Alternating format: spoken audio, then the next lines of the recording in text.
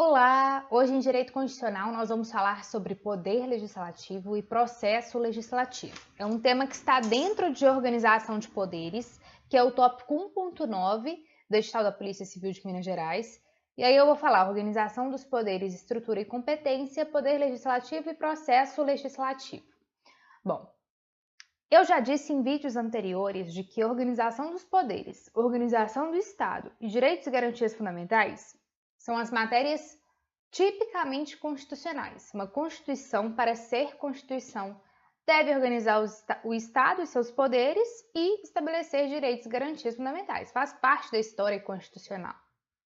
A nossa Constituição ela é uma Constituição analítica. Então, ela é repleta de normas que são formalmente constitucionais, mas não são materialmente. Por quê?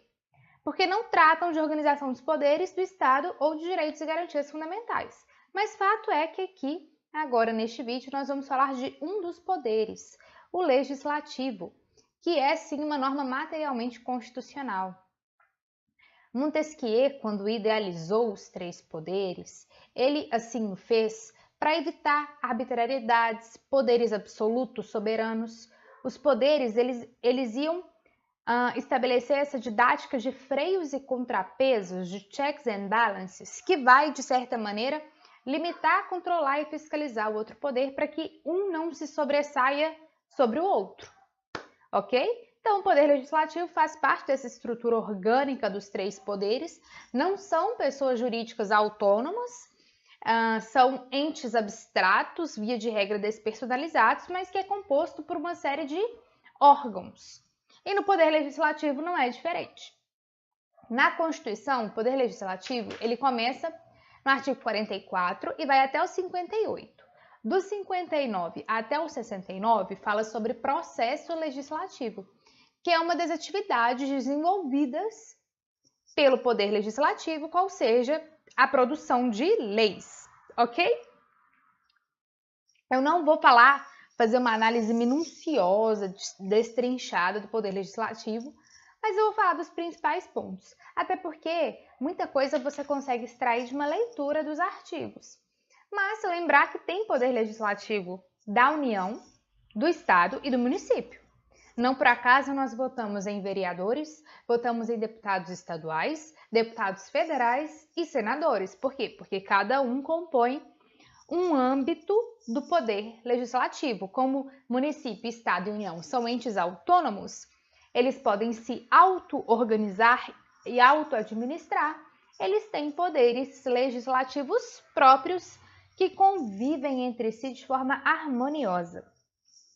O poder legislativo federal, ele é chamado de bicameral. E por que é assim?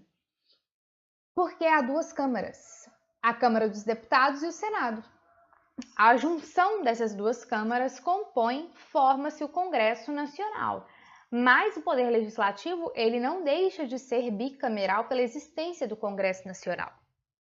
As competências do Congresso estão no 44, 48, da Câmara dos Deputados no 51, do Senado no 52. O 53 trata das imunidades ou inviolabilidades. Lembrar que as imunidades do legislativo, elas podem ser formais ou materiais. As materiais são aquelas das palavras, das opiniões, as quais são protegidas pela imunidade parlamentar se proferidas dentro do ambiente parlamentar ou fora, desde que relacionados com mandato. E temos a imunidade formal, que se divide em relação à prisão e em relação ao processo. Bom,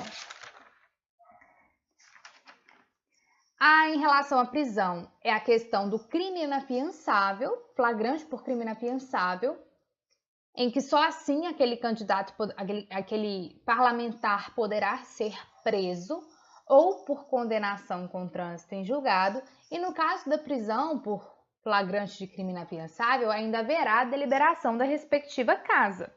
Então, basta ler o artigo 53. Há ainda a imunidade formal em relação ao processo, que está no artigo 53, parágrafo 3º a 5º, que é a possibilidade de sustação da ação penal após recebida pelo tribunal, pelo STF, via de regra que os parlamentares têm essa prerrogativa de foro, ao menos em relação aos crimes cometidos após a diplomação e com relação ao mandato. Decisão recente do STF, inclusive, que fez essa redução teleológica da imunidade formal em relação ao processo e ao foro privilegiado, consequentemente. Bom,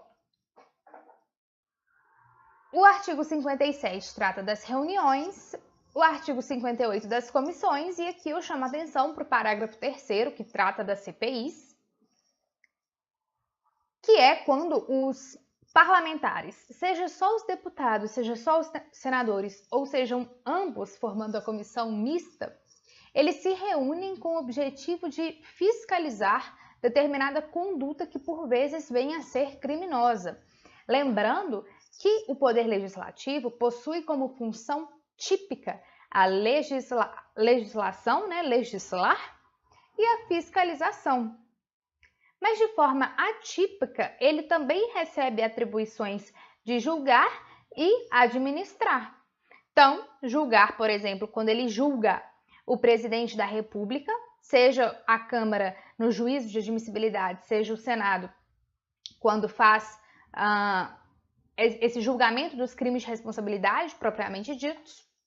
E também exercem funções administrativas ou executivas, quando, por exemplo, fazem uma licitação para adquirir bens ou até mesmo um concurso público para que venha a contratar servidores públicos. Então, o artigo, voltando ao raciocínio das CPIs, que consta previsão do artigo 58, parágrafo 3º, assim diz a Constituição. As comissões parlamentares de inquérito, que terão poderes de investigação próprios das autoridades judiciais, além de outros previstos no regimento das respectivas casas, serão criadas pela Câmara dos Deputados e pelo Senado Federal, em conjunto ou separadamente, mediante representação de 1/3 de seus membros para apuração de fato determinado e por prazo certo, sendo suas conclusões, se for o caso, encaminhadas ao MP, para que promova a responsabilidade civil ou criminal. Pode haver CPI nos estados e também pode haver no Distrito Federal e nos municípios. Lembrar que a CPI não pode busca domiciliar, interceptação telefônica, prisões, salvo flagrante, e também não pode exercer atos de poder geral de cautela, arresto, sequestro e etc. Bom, sobre o processo legislativo em si, o processo legislativo nada mais é do que o conjunto de normas que regem sobre a produção de leis, de atos normativos. Então, ele se divide na produção das emendas constitucionais, leis complementares, leis ordinárias, medidas provisórias, leis delegadas e etc. Cada artigo trata de um ato normativo específico e o seu respectivo procedimento. Os atos normativos, eles, pelo menos os primários, eles estão compreendidos no artigo 59, é um rol taxativo.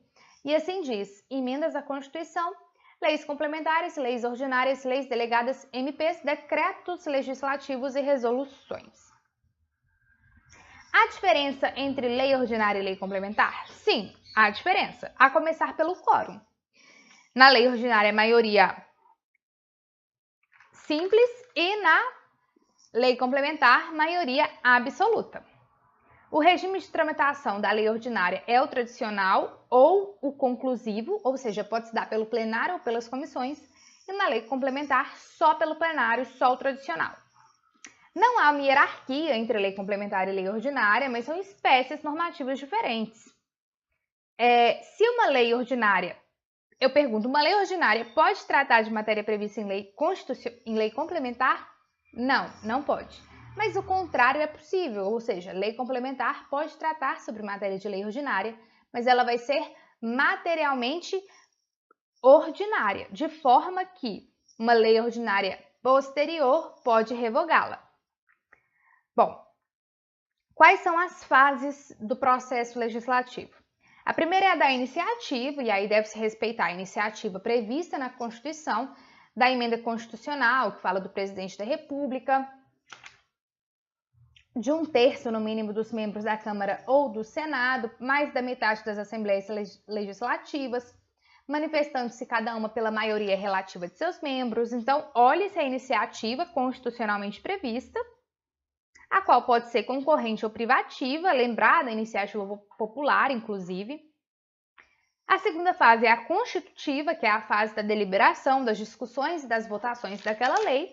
E a terceira fase é a fase da promulgação ou da publicação, quando a lei passa a poder produzir seus efeitos e se torna pública a todos os cidadãos. A emenda constitucional, todo o seu procedimento e as suas peculiaridades, lembrar do quórum de 3/5 em cada casa do Congresso Nacional, o qual deve-se fazer 2 turnos em cada casa, isso é super importante, cai muito em prova, é o mesmo quórum dos tratados internacionais de direitos humanos para ter força de emenda constitucional. Lembrar das limitações circunstanciais, não pode ter emenda constitucional no estado de defesa, estado de sítio, intervenção federal. Lembrar das cláusulas pétreas no parágrafo 4º. Vou ler só a questão do procedimento. A proposta será discutida e votada em cada casa do Congresso em 2 turnos, considerando-se aprovada se obtiverem ambos 3/5 dos votos dos respectivos membros. Bom, é muita coisa para falar de poder legislativo, eu tentei falar só sobre os pontos principais.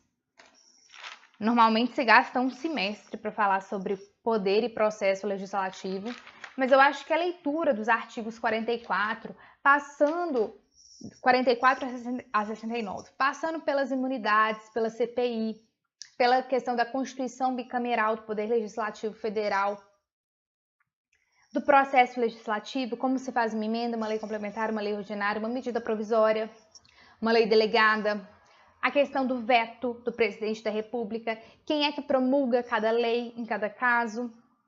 Lembrar que a emenda constitucional não passa pelo veto ou pela sanção do presidente da República, embora ele tenha iniciativa para propor uma PEC.